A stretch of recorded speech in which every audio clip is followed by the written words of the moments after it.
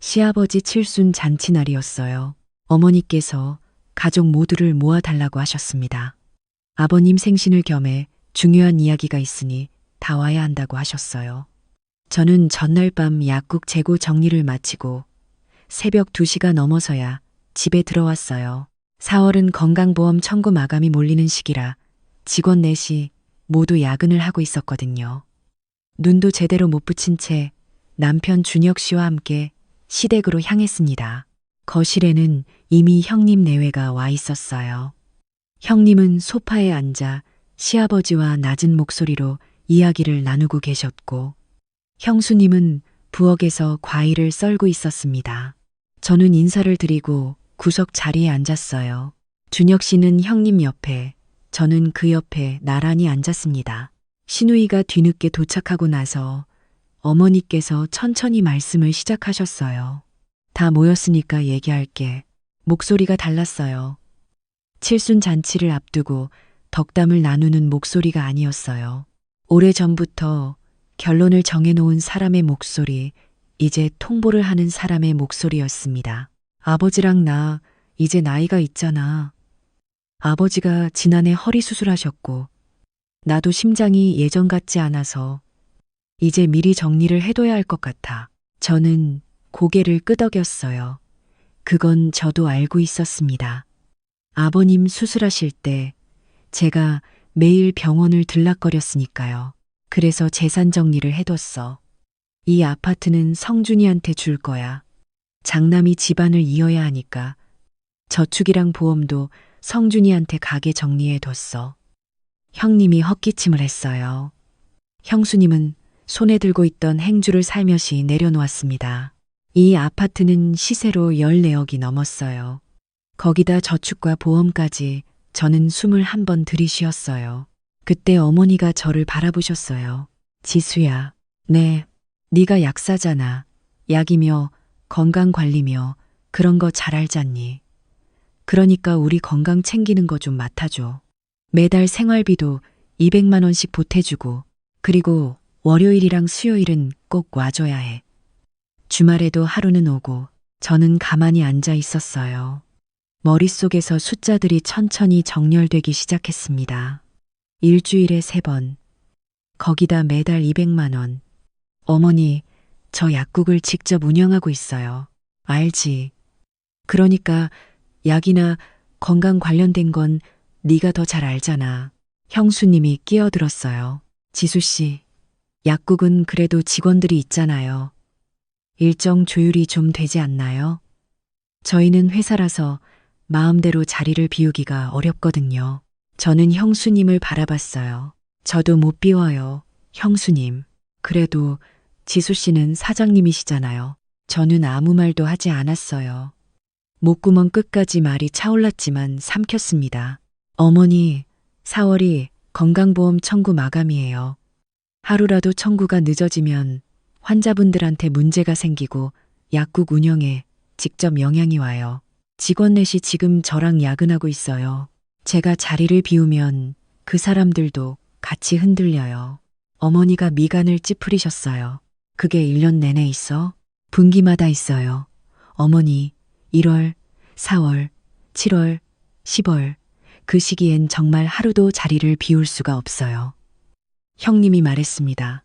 지수야, 어머니 아버지 건강이 예전 같지 않으신 건 알잖아. 우리도 최대한 도울게. 근데 넌 여기서 차로 20분이잖아. 저는 조용히 일어섰어요. 생각해 볼게요. 어머니, 지수야, 생각할 게 뭐가 있어. 며느리가 시부모 챙기는 게 당연한 거지. 저는 인사를 드리고 현관을 나왔습니다. 주차장으로 걸어오는 동안 발이 무거웠어요. 칠순잔치 현수막이 붙은 상가 건물을 지나치면서 저는 잠깐 멈춰섰어요. 봄 햇살이 차갑게 느껴졌습니다. 집에 돌아와 소파에 앉았어요. 준혁 씨는 아버지 생신 모임이 있다며 저녁에 나갔습니다. 저는 혼자 어두운 거실에서 한참을 앉아 있었어요. 아무것도 하고 싶지 않았어요. 약국 직원한테서 문자가 와도 읽기가 싫었고 밥 생각도 없었습니다. 그냥 앉아 있었어요. 밤 9시가 넘어서 어머니한테 전화가 왔어요. 지수야, 아까 왜 그냥 갔어? 죄송해요, 어머니. 몸이 좀 피곤해서요.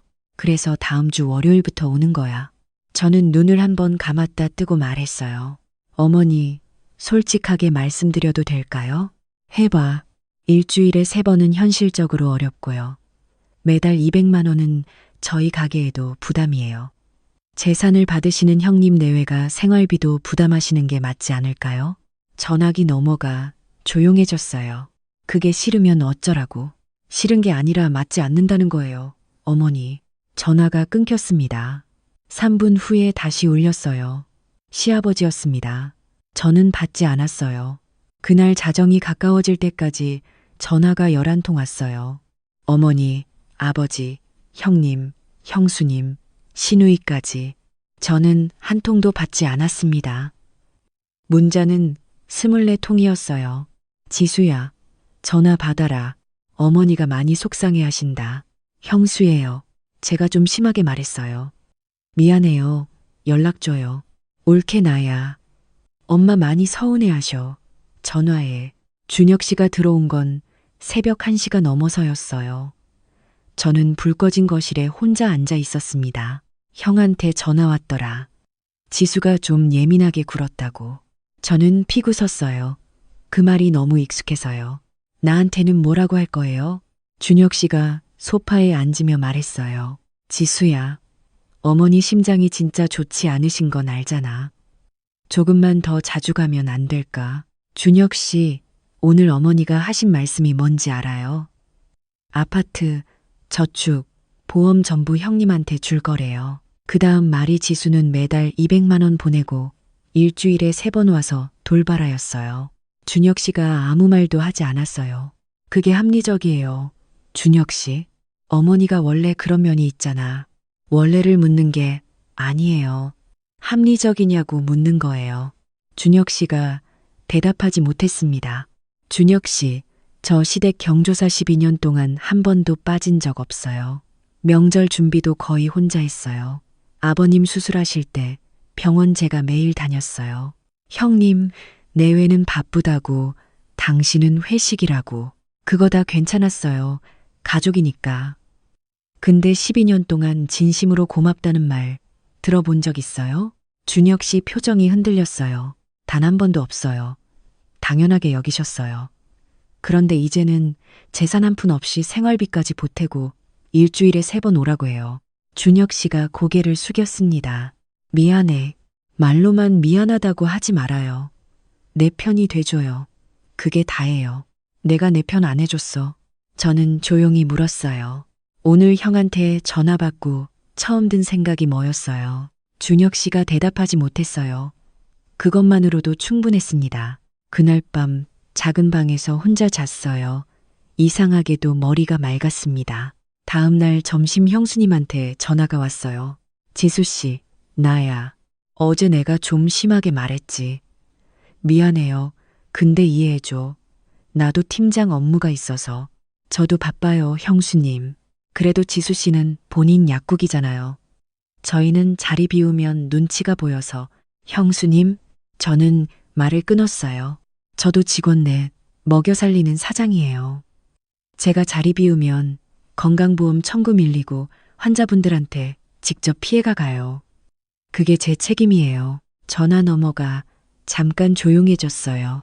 그러면 재산 받으시는 형님 내외가 부모님 모시는 게 맞지 않을까요? 지수 씨, 그렇게 따지기 시작하면 끝이 없어요. 따지는 게 아니에요. 말씀드리는 거예요. 저는 조용히 전화를 끊었습니다. 이틀 후엔 시누이가 연락해 왔어요. 옳게, 나야. 잠깐 볼 수 있어?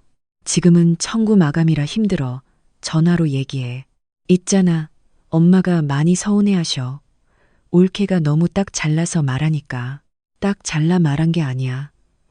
내 상황을 설명한 거야. 그래도 좀 부드럽게 하면 안 돼? 12년 동안 부드럽게 했어. 이제는 명확하게 말하는 거야.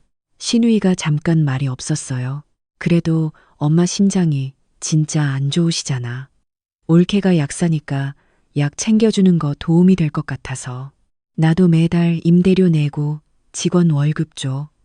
12년 동안 명절마다 성껏 챙겼고, 아버지 수술하실 때 내가 매일 병원 갔어.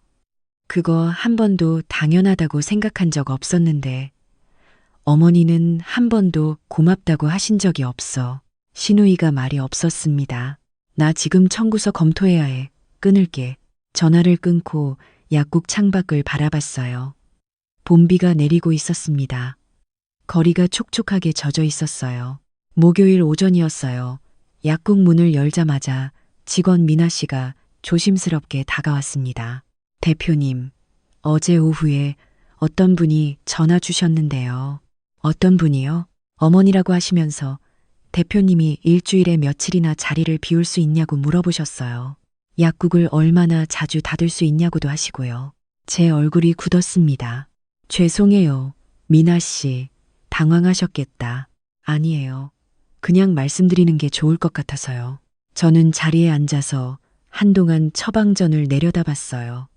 어머니가 제 약국에 직접 전화를 하셨다. 제 업무 일정을 확인하려고 가슴이 차갑게 식는 느낌이었습니다. 이제 여기까지 들어오신 거예요. 그날 저녁 어머니한테서 문자가 왔습니다. 지수야, 약국에 전화한 게 뭐가 문제야? 네가 얼마나 바쁜지 알아야 우리도 맞추잖아. 저는 답장했어요. 어머니, 직장의 개인적인 전화는 저도 당황스러워요. 괜찮으시면 저한테 직접 물어봐 주세요. 그것도 잔소리야? 저는 더 이상 답장하지 않았습니다. 금요일 오전 형님한테 전화가 왔어요. 지수야, 형이야. 네, 형님. 이번 주말에 좀 와라. 어머니가 많이 속상해 하셔. 죄송하지만 이번 주말은 건강보험 청구 마감이에요. 그게 주말에도 해야 해? 네, 기한이 정해져 있어요. 넘기면 환자분들한테 불이익이 생겨요. 한 번만 확인해 볼 수 없어? 형님, 저희 약국 번호 알고 계시죠? 내일 전화해 보시면 저 거기 있어요. 형님이 잠깐 말이 없었습니다. 지수야, 너 이러는 거야? 이러는 게 아니에요. 실제로 마감이에요. 형님, 전화를 끊었어요. 손이 조금 떨렸습니다. 그 주말 이틀 동안 저는 약국에 나갔어요.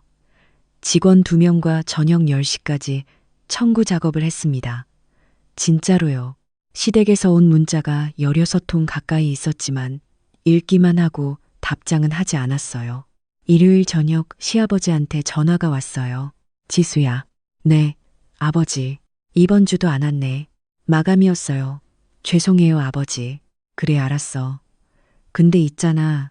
다음 주 화요일에 어머니 심장내과 검진이 있는데 네가 좀 모시고 갈 수 있겠어? 약도 잘 알고 하니까.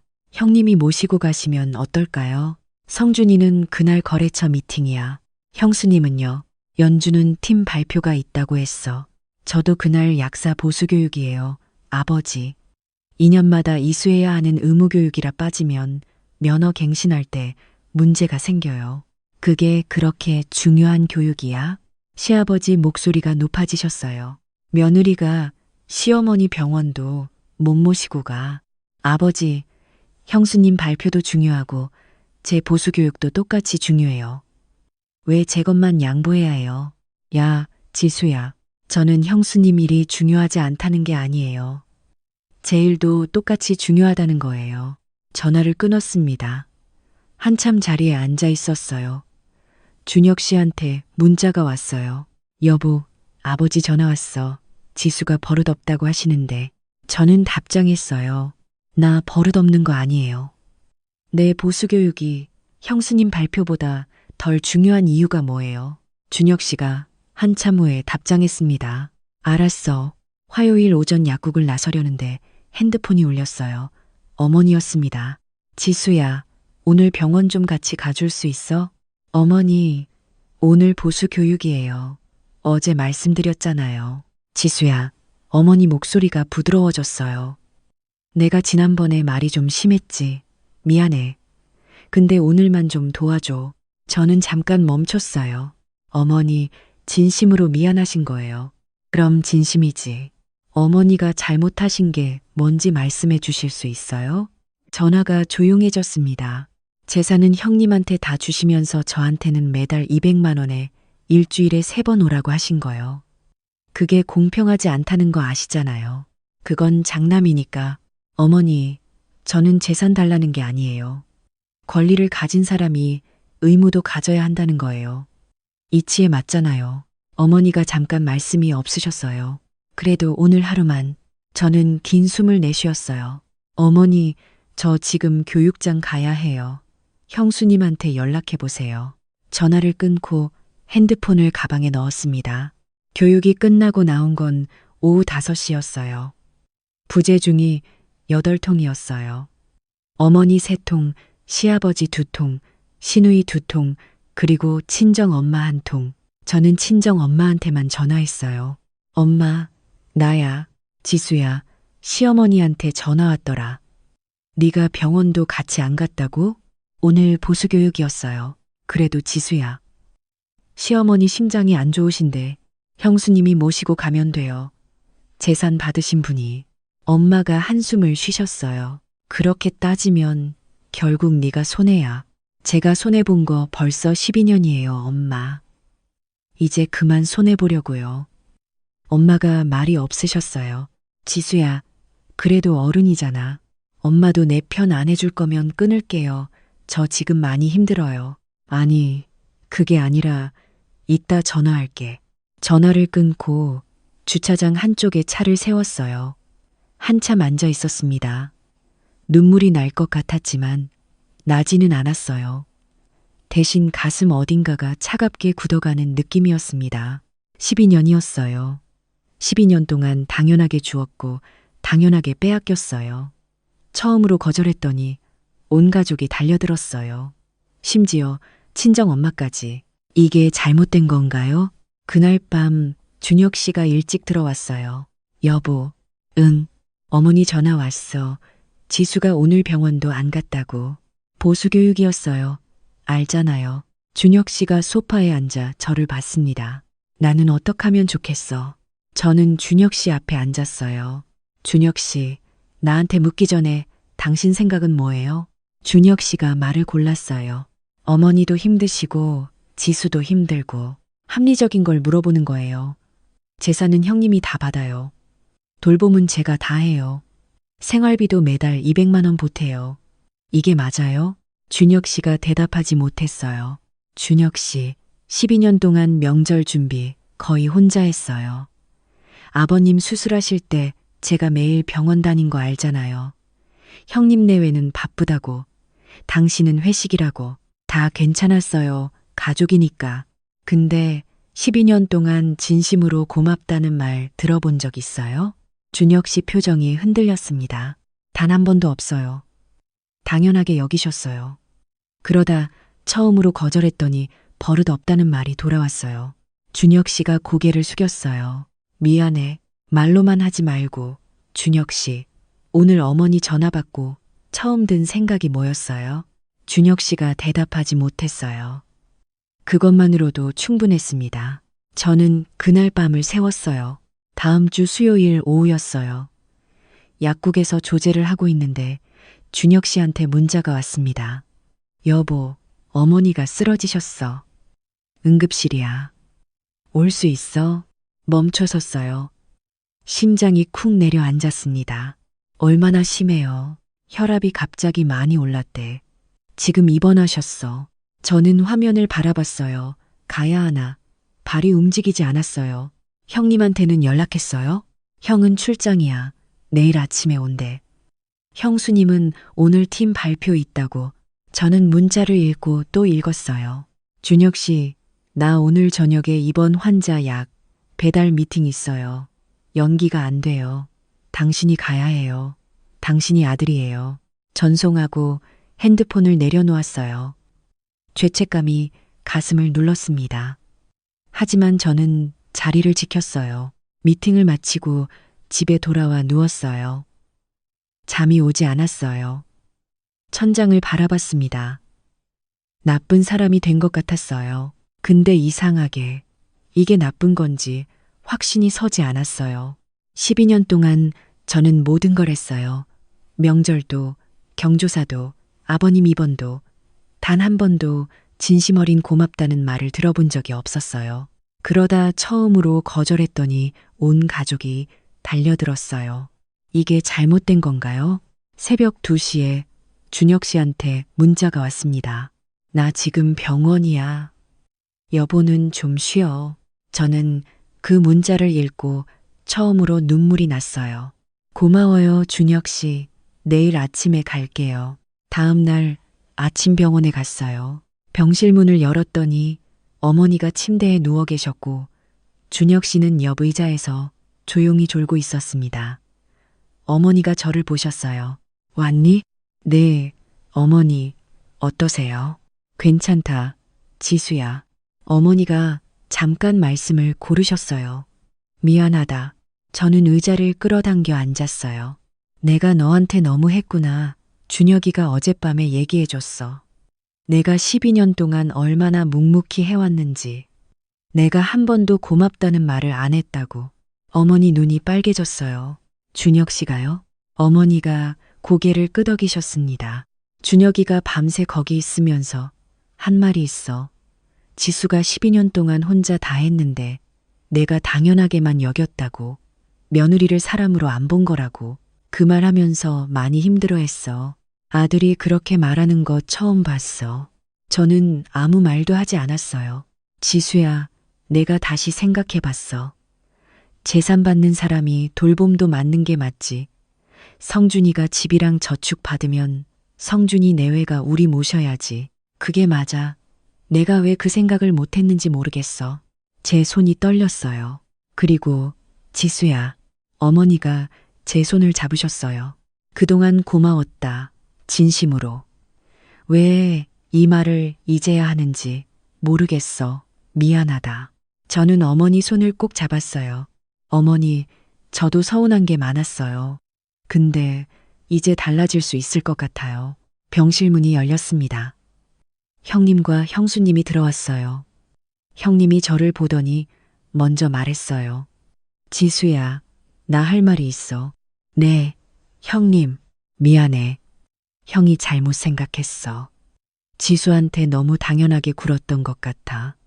재산 받는 사람이 책임도 지는 거, 그게 맞는 말이야. 형수님도 고개를 숙였습니다. 나도 미안해요, 지수 씨. 사장님이니까 일정 조율되지 않냐고 했는데 돌아보면 내가 너무 뻔뻔했어요. 저는 두 분을 번갈아 봤어요. 형님, 형수님. 저도 서운했던 건 사실이에요. 근데 솔직하게 말씀드리면 저는 재산이 필요한 게 아니에요. 그냥 제 일도, 제 시간도, 제 선택도 똑같이 존중받고 싶었어요. 그것뿐이에요. 형수님, 눈이 촉촉해졌어요. 맞아요, 지수 씨. 우리가 틀렸어요. 형님이 말했습니다. 앞으로 부모님은 우리가 주로 모실게. 지수는 가끔 도와주는 거면 충분해. 생활비 얘기는 없던 걸로 하자. 저는 고개를 끄덕였어요. 그때 준혁 씨가 눈을 떴습니다. 의자에서 일어나 제 옆에 서더니 조용히 제 손을 잡았어요. 아무 말 없이요. 그것만으로도 충분했습니다. 퇴원 후에 시댁에서 가족이 다시 모였어요. 어머니가 먼저 말씀을 여셨습니다. 다 모였으니까 얘기하자. 이번엔 목소리가 달랐어요. 통보가 아니라 대화를 시작하는 목소리였습니다. 재산은 말 그대로 성준이 내외가 받는 거야. 대신 우리 돌봄도 성준이 내외가 맞는 거고. 지수는 명절에 오고 가끔 도와주는 거면 충분해. 그리고 앞으로는 서로 부탁할 때 먼저 물어보고 하자. 일방적으로 정하지 말고. 거실이 잠시 조용해졌어요. 그리고 지수야. 어머니가 저를 바라보셨어요. 12년 동안 많이 했다. 내가 못 봐줬어. 미안하다. 저는 눈물이 나올 것 같았어요. 어머니, 저도 부족한 게 많았어요. 앞으로 잘 지내요. 시아버지가 헛기침을 하셨습니다. 그래, 다 어른이니까 잘해보자. 집으로 돌아오는 차 안에서 준혁 씨가 제 손을 잡았어요. 여보, 미안해. 진작 내 편이었어야 했는데. 저는 준혁 씨 손을 꼭 쥐었어요. 늦었어도 해줬잖아요. 그걸로 됐어요. 잠시 후 제가 물었어요. 병원에서 밤새 어머니한테 한 얘기 나한테도 해줄 수 있어요? 준혁 씨가 잠깐 멈칫하다가 웃었어요. 지수 덕분에 우리 가족이 정신 차린 거야. 12년 동안 당연하게 여겼던 거 이제 알았어. 나도 그 중에 하나였고 정말 미안해. 저는 창밖을 바라봤어요. 가로등이 하나씩 켜지고 있었습니다. 저녁 봄바람이 차창을 스치고 있었어요. 준혁 씨, 나 한 가지만 부탁해도 될까요? 앞으로 어머니한테 미안하다는 소리 들을 때 나한테도 미안하다고 해줘요. 준혁 씨가 잠깐 저를 봤어요. 그 다음 고개를 끄덕였습니다. 알았어, 약속할게. 다음 날 아침 약국에 출근했더니 미나 씨가 저를 보고 웃었어요. 대표님, 얼굴이 밝아 보여요. 그래요? 네, 요즘 많이 힘드셨잖아요. 저는 탕비실에서 커피를 내리면서 창문 너머 하늘을 바라봤어요. 40살, 결혼 12년. 그동안 저는 누군가의 며느리로, 누군가의 아내로, 누군가의 약사로만 살았어요. 제가 뭘 원하는지, 뭐가 힘든지 말할 생각조차 못했어요. 당연하게 주고, 당연하게 빼앗기면서요. 근데 이제는 알아요. 당연한 건 없어요. 고마움도, 인정도 한 번씩 제 입으로 받아야 해요. 그게 어색하거나 이상한 게 아니에요. 그냥 사람이라는 거니까요. 약국 문을 열면서 크게 숨을 들이켰어요. 아주 오랜만에 아침 공기가 가벼웠습니다. 그날 이후로 정말 많은 게 달라졌어요.